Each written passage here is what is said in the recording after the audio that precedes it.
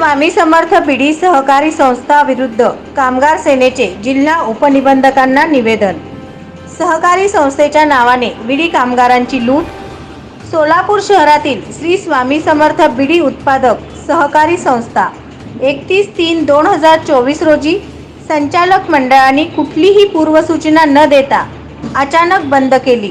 त्यामुळे 400 ते 500 कामगार देशोधडीला लागले आहेत।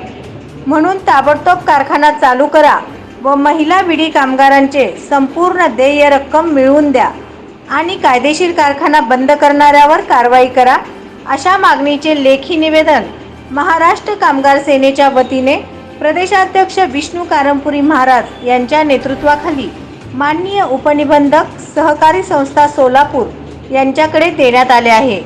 माननीय जिल्हा उपनिबंधकांना देण्यात आलेल्या निवेदनात सोलापूर शहरातील श्री स्वामी समर्थ बीडी औद्योगिक उत्पादक सहकारी संस्था लिमिटेड नोंदणी क्रमांक SUR NSR PRDI 818 नोंदणी दिनांक 1998 असा आहे। सदर बीडी कारखाना दिनांक 31 मार्च 2024 पासून महिला कामगारांना कुठलीही लेखी पूर्वसूचना न देता मनमानी पद्धतीने बेकायदेशीररित्या बंद केला आहे। त्यामुळे सदर कारखान्यात काम करणाऱ्या सुमारे 400 ते 500 कामगार बेकार झाले आहेत आणि त्यांचे आर्थिक नुकसान होत आहे। या संपूर्ण जबाबदार या संस्थेचे चेअरमन, सेक्रेटरी व संचालक मंडळ आणि मूळ मालक सुनील क्षत्रिय हे आहेत। महाराष्ट्र कामगार सेनेच्या वतीने सदर संस्थेच्या बेकायदेशीर कामकाजाविरुद्ध दिनांक 6/10/2023 व 6/11/2023 अशा दोन्ही वेळेला निवेदन देऊन संस्थेची चौकशी करावी अशी मागणी करण्यात आली। परंतु याबाबत आपल्या कार्यालयाकडून कुठलीही कार्यवाही झालेली नाही। जर कारवाई झाली असती तर कारखाना अचानक बंद करण्याचा निर्णय संस्थेने घेतला नसता। एकूणच कारखाना अचानक बंद केल्याने शेकडो कामगारांना होत असलेला त्रास कमी करण्यासाठी आपण आपल्या माध्यमातून कारखाना चालू करण्याचे आदेश द्यावे अशी नम्र विनंती असे नमूद करण्यात आलेले आहे।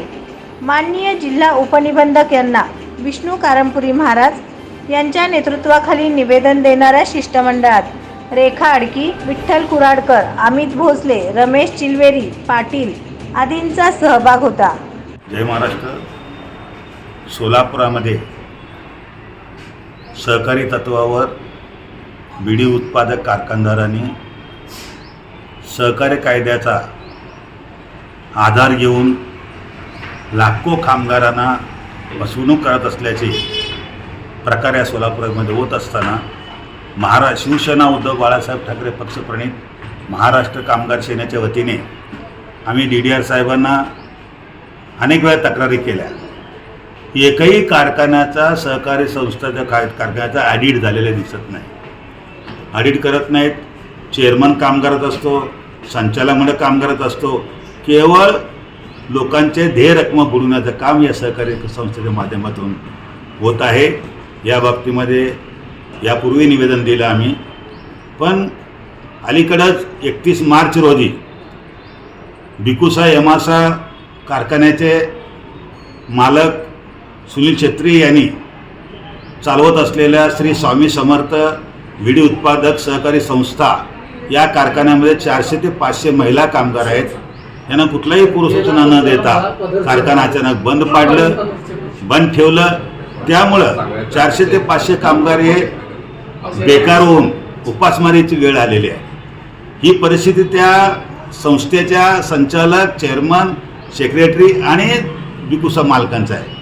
म्हणून या बाबतीमध्ये सहकार खात्यानं मी निवेदन दिलं की या बाबतीत आपण योग्य ती कारवाई करावी, सहकारी कायद्याअंतर्गत कारवाई करावा आणि सहाय्यक कामगार आयुक्तांना जो निवेदन दिलं। आणि मी सहकार खात्याला एक आपण विनंती करतो की DDR साहेबांना, गायकवाड साहेबांना की आपण या बाबतीमध्ये साध्यामध्ये घेऊ नका।